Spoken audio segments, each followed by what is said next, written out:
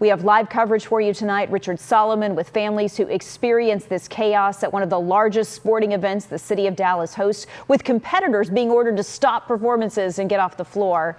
But first, we want to get to 𝗡𝗁𝗔, who saw the chaos firsthand, because Chris was here at our studio, which is very near the convention center. Chris? Yeah, Teresa, it is right next door, and we saw everybody running. We saw people trying to hide. It was obvious their survival instincts had kicked in, because at the time, this is what they thought was an active shooter situation. Now, since then, we know police have come out and said there was no shooting, but certainly the level of fear was there that would make you think that some people thought that this really was a shooting happening in front of them. We stepped out to see what was going on and saw people hiding in the bushes not far from our lobby, while others were running with urgency as fast as they could. From talking to many of them, they all had very similar stories. They said they heard a loud commotion, loud banging, and then people running. And when you put those elements together, instincts told others to start running as well. Soon it turned into a full-on stampede to get out the doors of the Omni and the convention center. Some people were hurt in the process of that stampede. We could see cheerleading teams and families on the phone trying to get in touch with one another, trying to set up a reunification point for those that got separated. There was a heavy police presence at the hotel, and although police say there was no shooting, one mother took us through the chaos and fear that sent thousands running for safety. There was a big fight, and it just blew out. And then somebody kept saying there's a gun, and the cops kept saying no, there's no gun, but they said there's a gun, there's a shooter.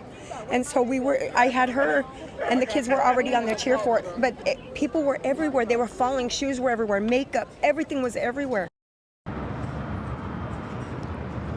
Yeah, so a lot of chaos and confusion at the time. Right now, they've opened the street back up here in front of the convention center. There are a few cheerleaders still milling about. Most of them have gone back to their hotel, as competition will resume tomorrow, as we just got that word. Police so far, no word on arrest or any of the exact details of what happened inside. We're still learning, hoping to learn that information soon. But for now, I'm going to send it over to Richard Solomon, who's also downtown and has more on these families that were right in the middle of all this panic. Richard.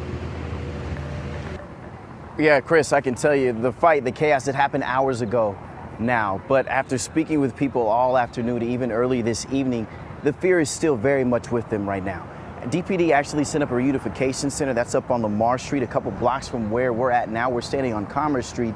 Chris, we chose this spot because this is where people tell me, in the midst of everything, after they grabbed their loved ones, they came over here to get away from everything happening at the convention center.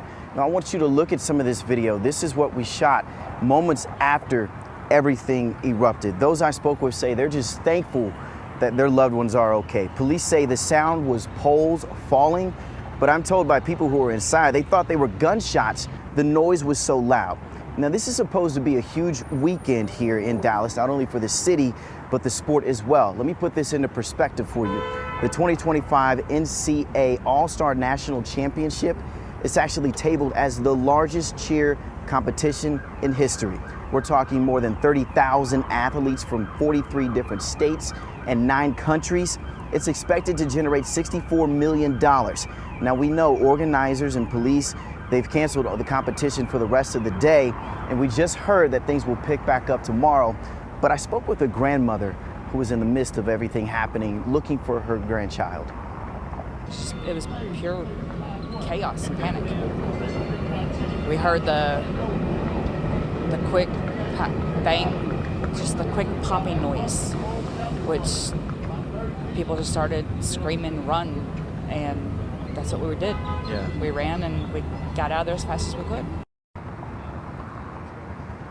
Again, we've just learned the competition will resume tomorrow, but for now, athletes say they're just going to try to enjoy tonight, try to pull some positivity surrounded by those they love and care about, and get ready for tomorrow. For now, live in downtown Dallas, I'm Richard Solomon.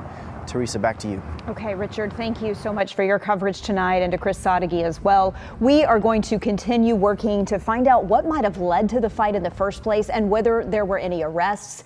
Please stay with us on air, online. We are always on WFAA+.